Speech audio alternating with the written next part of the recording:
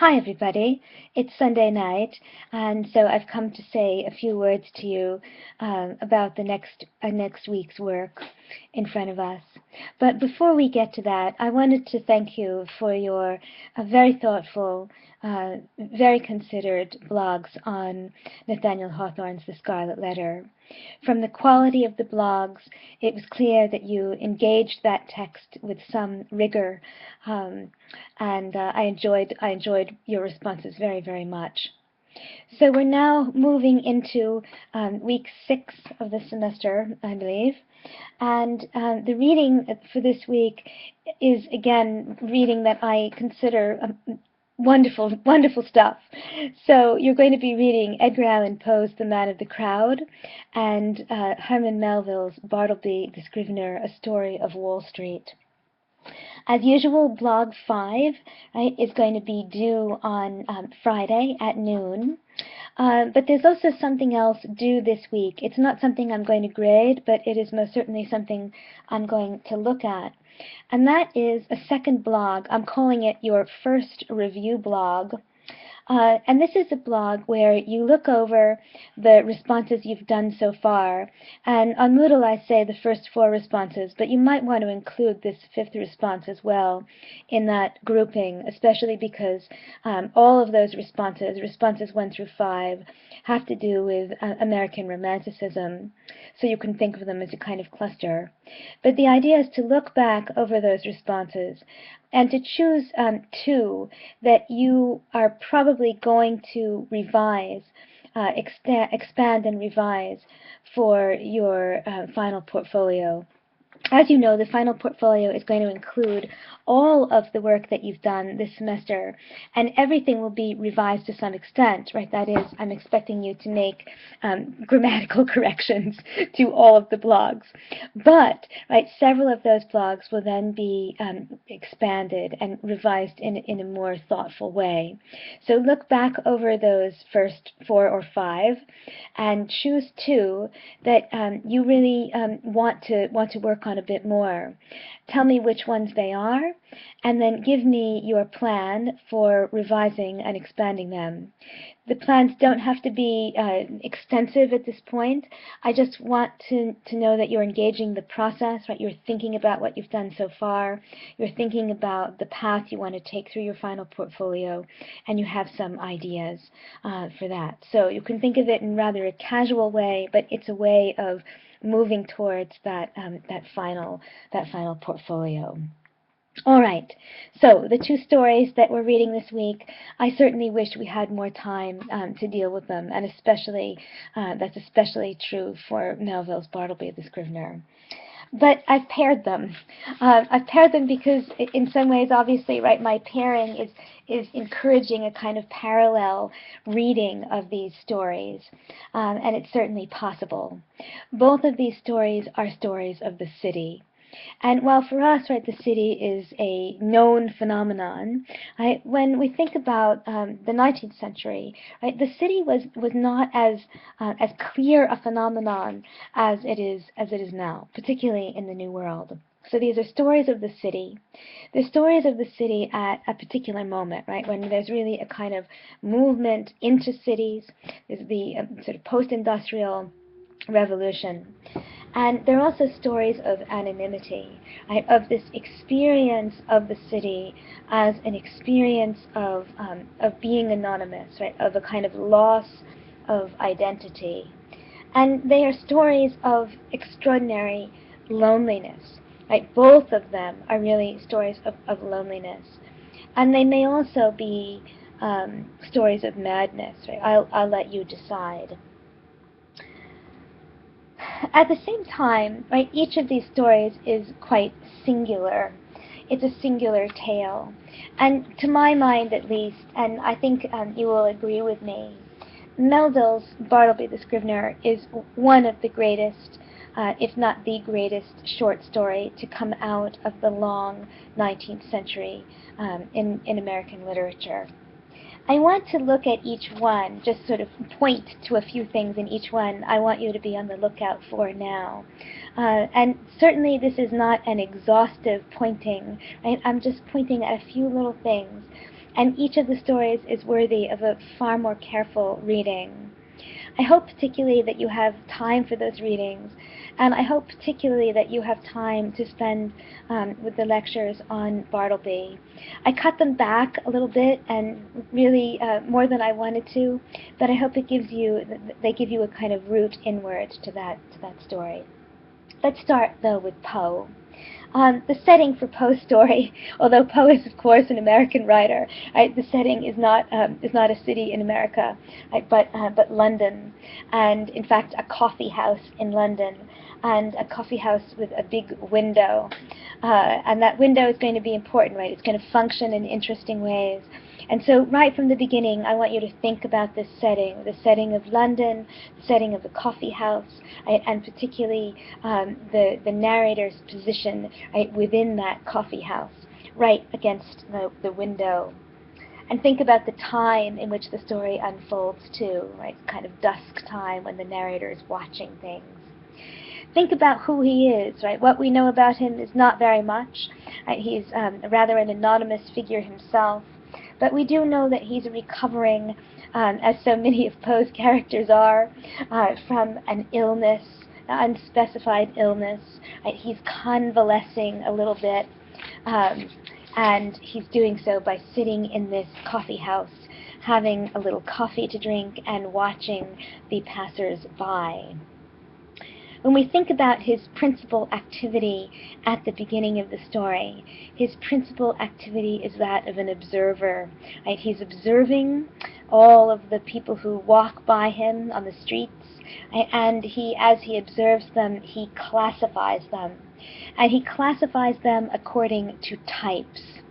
And I point this out because it's really quite an important feature of the story. Because the story is almost a story with a split right down the middle. And if we look at the first part of the story, it's very much an 18th century story. It's very much about somebody watching people outside, thinking in a rational way, right, or at least we presume a rational way, about where they fit in this culture, in this society. And classifying them according to known types, right? And types that kind of ascend, right? We go from criminals, right, all the way up to the very, very rich and privileged, right? So classes of society, different, where individuals fit on that scale, all that is a very kind of 18th century mindset. And a mindset that says, I can look at this world, right, and I can order it. But something happens, right, after these acts of classification, and something draws the narrator, right, out of the coffee house, right, out of the safe kind of enclosure of the coffee house, outside the window, right, where he no longer has this kind of threshold between himself and others, and into this crowd, in which he becomes extraordinarily immersed.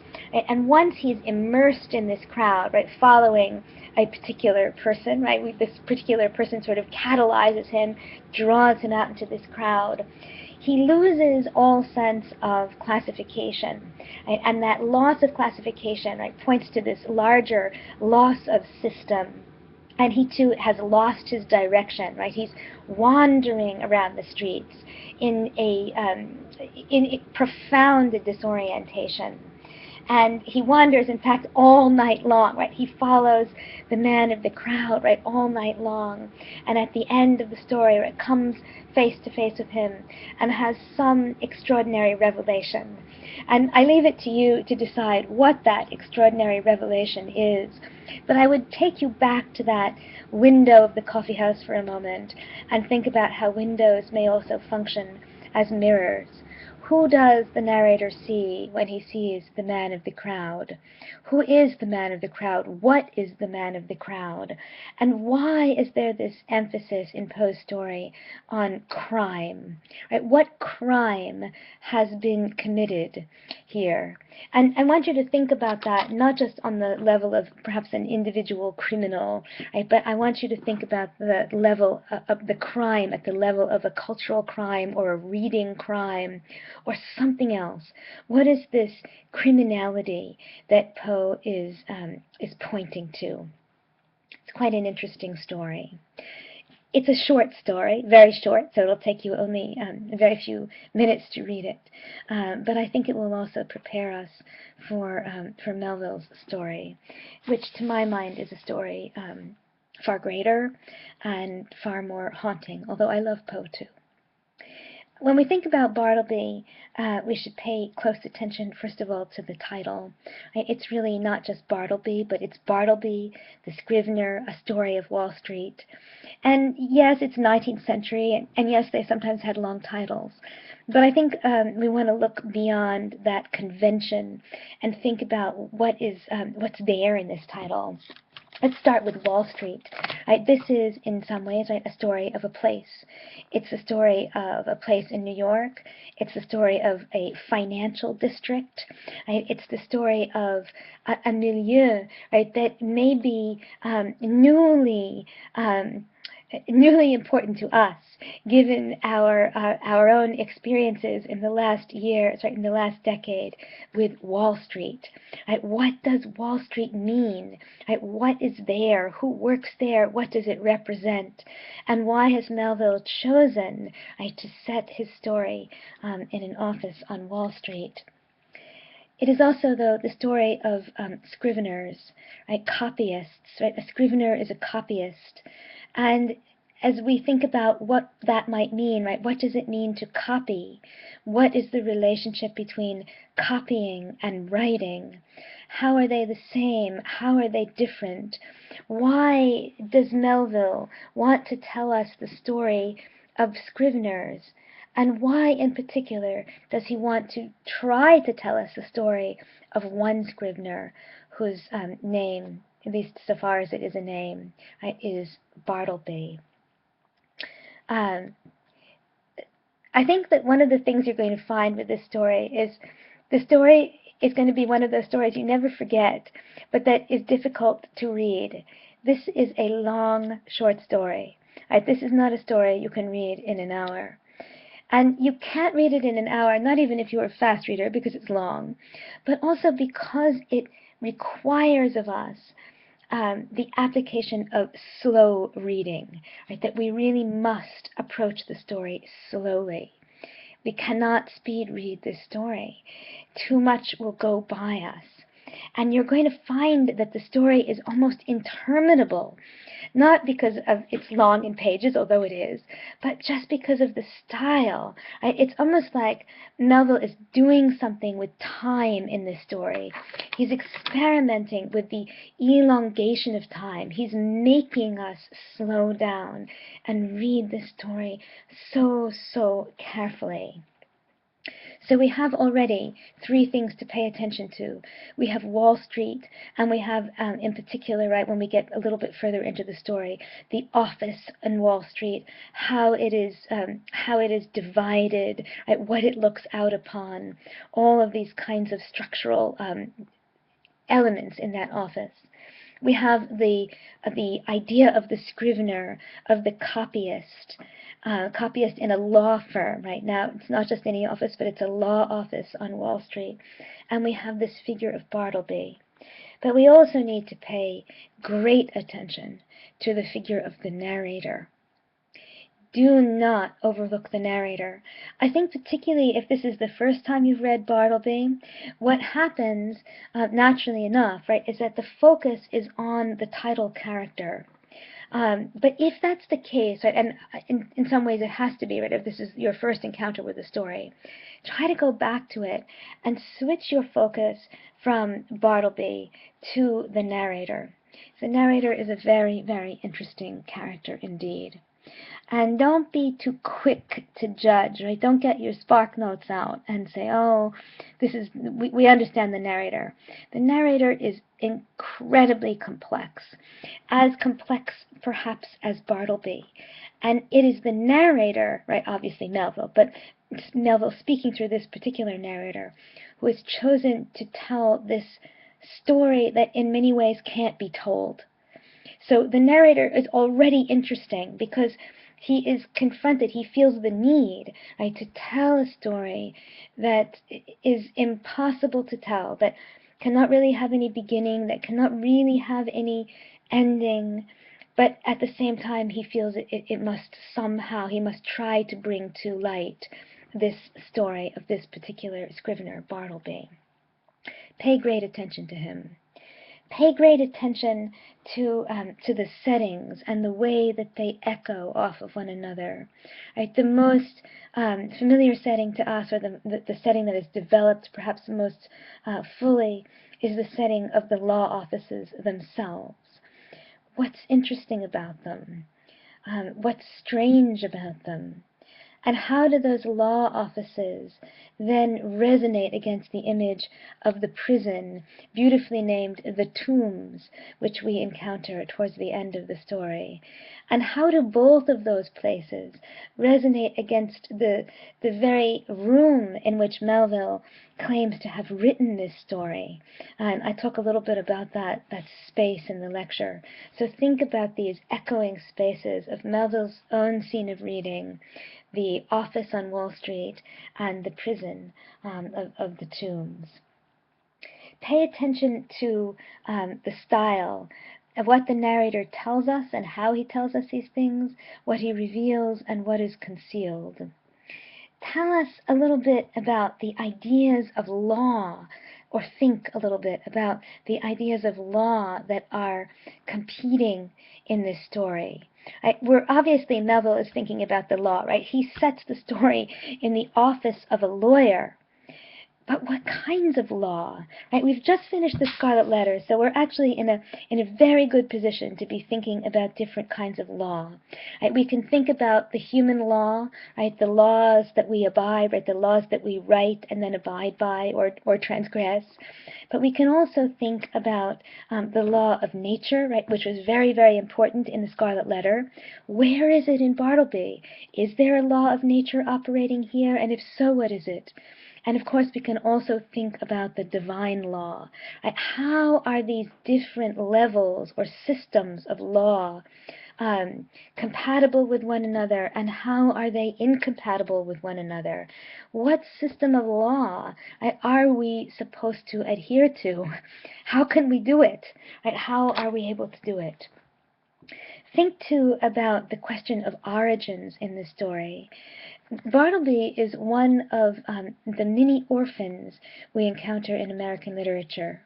We also, when we just finished the Scarlet Letter, right, we were thinking a little bit about that figure of Pearl, who is not exactly, right, not technically an orphan, but in another way grows up very much like an orphan. Here we have Bartleby, ever so much more orphaned, right? A figure who has no past or will not speak of it, right? Who we cannot find anything out about, even his last name, where he came from at all, right? His origins are absolutely lost to us. Why? Why is this question of origin so difficult to answer? Why must Bartleby be someone without origins? Think about the story perhaps as a ghost story. And I don't mean in that way of, oh, it's a sort of scary story about ghosts, right? But in a more of an uncanny way. Why is Bartleby, why does he haunt the narrator? Why does he haunt us? Why does the story haunt us? And think about also, right, this story about, as a story about the other, right, the figure of the other.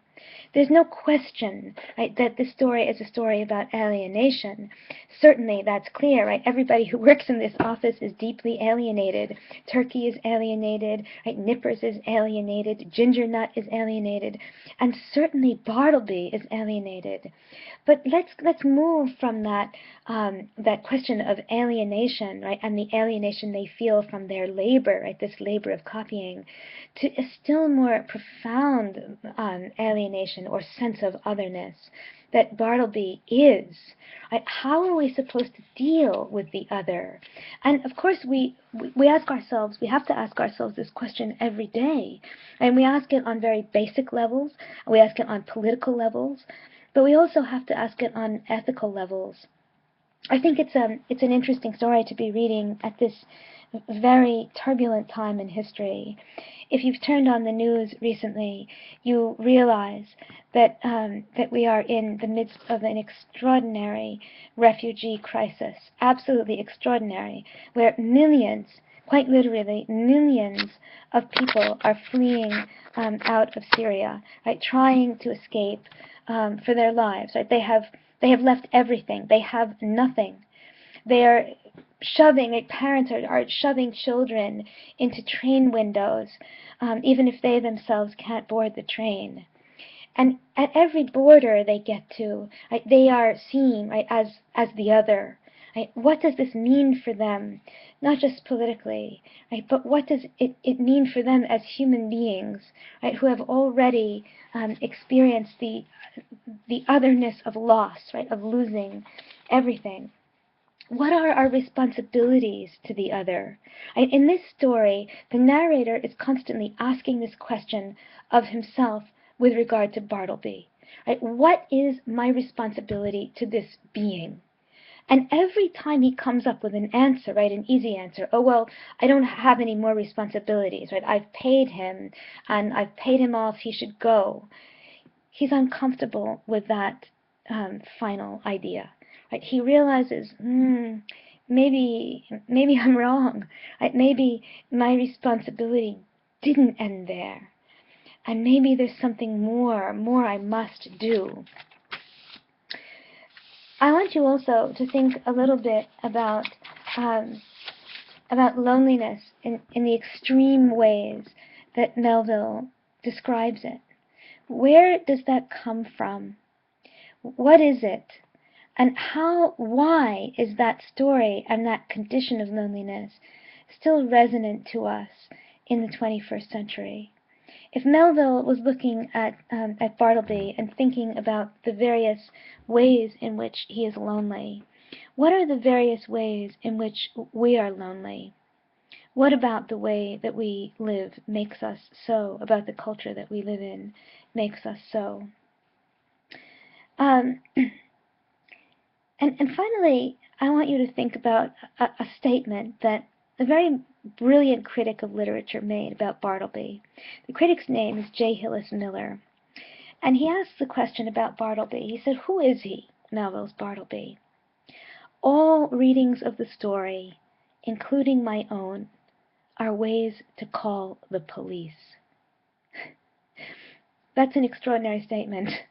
An extraordinary statement, because what J. Hillis Miller is saying there, right, is that, and J. Hillis Miller was an extraordinary interpreter, right? So when he looks at the story, he's not just giving us some kind of reductive explanation of Bartleby the Scrivener, right? He is really trying to plumb the very, very depths of that story. But he says, even my reading, right, even my reading of it is a way of calling in the police. And what he means by that, right, is a way of closing it down, right, of taking Bartleby away, of putting him in prison. But we can't do that. So how are we supposed to read this story without calling in the police? What would that call for? What would that kind of reading be? If anybody wants to speculate on that, I welcome your speculations. I would find them fascinating. This is the last story that we're reading, these two stories. This is the last unit in our American Romanticism unit. And after this, we're going to be passing on to look more closely at racial and social and political tensions in the New Republic. It's not to say, right, that the strain of dark romanticism that we've been looking at goes away, because of course it doesn't. But we're going to be approaching things a little bit differently. So I'd also finally like you to think about how these stories may be transitional, right, may help us make that move, right, that shift from dark romanticism into these other political, racial, and social questions. Anyway, I hope you very much enjoy these stories. They are fantastic, and I look forward to your responses. Take good care until we meet again.